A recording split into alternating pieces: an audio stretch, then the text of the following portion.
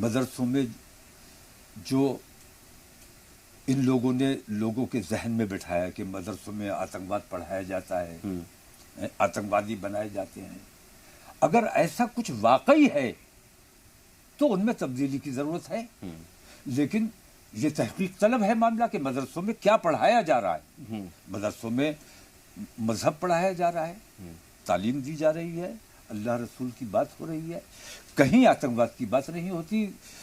تو یہ ان لوگوں نے خود جو جھوٹ پھیلایا ہے اس جھوٹ کو انہوں نے خود ہی سچ مان لیا ہے، اور شاید یہی وجہ تھی جو ہائی کورٹ نے مدرسہ بورڈ کو ختم کرنے کی جب بات سرکار نے کی تھی، کر دیا تھا، ہائی کورٹ نے اس پر روک لگایا تھا۔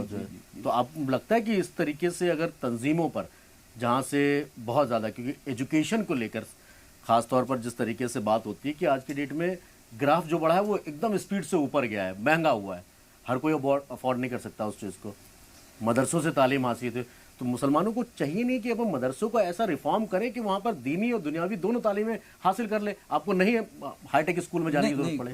اس میں یہی ہونا چاہیے۔ میں جو موجودہ صورتحال ہے مدارس کی، اکثر مدارس جو ہیں وہ ان کی وہاں تعلیم جیسی بھی ہو، جتنی بھی ہو، تربیت بالکل نہیں ہے۔ تو موجودہ جو صورتحال ہے مدرسوں کی، اس صورتحال میں تبدیلی لائی جانی چاہیے۔ اچھا، ایک چیز اور ہے کہ ایک کہا گیا کہ مسلمانوں کے ایک ہاتھ میں کمپیوٹر، ایک ہاتھ میں قرآن دیکھنا چاہتے ہیں، آپ کو لگتا ہے کہ اس چیز کو بھی لے کر آگے بڑھنا چاہیے؟ کیونکہ تعلیمی اعتبار سے مسلمان آج بھی پیچھے ہے، بچہ 10 سال کا ہوا اس کو کہیں نہ کہیں کام پہ لگا دیا، اب لگ رہا ہے کہ ٹرینڈ چینج ہو رہا ہے یا اس کو اور بدلنے کی ضرورت ہے آپ کے میزان سے؟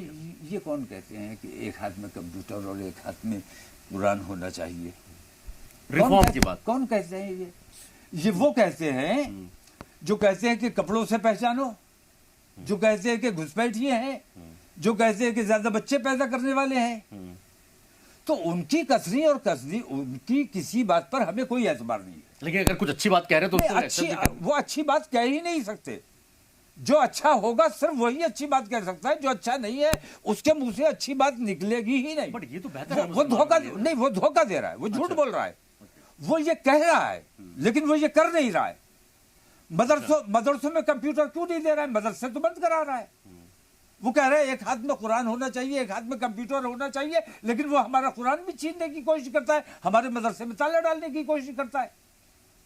تو ان کی کثری اور کرنی میں فرق ہے، یہ ہمیں دھوکہ دے رہے ہیں۔ کیا آپ کو لگتا ہے کہ 2024 کے نتیجوں کی وجہ سے مسلمانوں کی اہمیت بڑھی ہے؟ نہیں، مسلمانوں کی اہمیت ختم کس نے کی؟ کم کیسے ہوئی؟ مسلمانوں کی اہمیت کم کرنے کا کام مسلم قائدین نے ہی کیا، اور مسلم قائدین جب سے خاموش ہوئے ہیں، مسلمانوں نے اپنا فیصلہ خود کرنا شروع کیا ہے، مسلمانوں نے اپنی اہمیت بنا لی۔ اور لیکن یہ بے حد خطرناک بات ہے، بے لگام ہو جانا، خود مختار ہو جانا، یہ بے حد خطرناک بات ہے۔ کسی ایک پلیٹ فارم پر جمع ہونا چاہیے، کسی ایک کو اپنا قائد بنانا چاہیے، اور اس کی اچھی ہو یا بری ہو اس کی بات ماننا چاہیے۔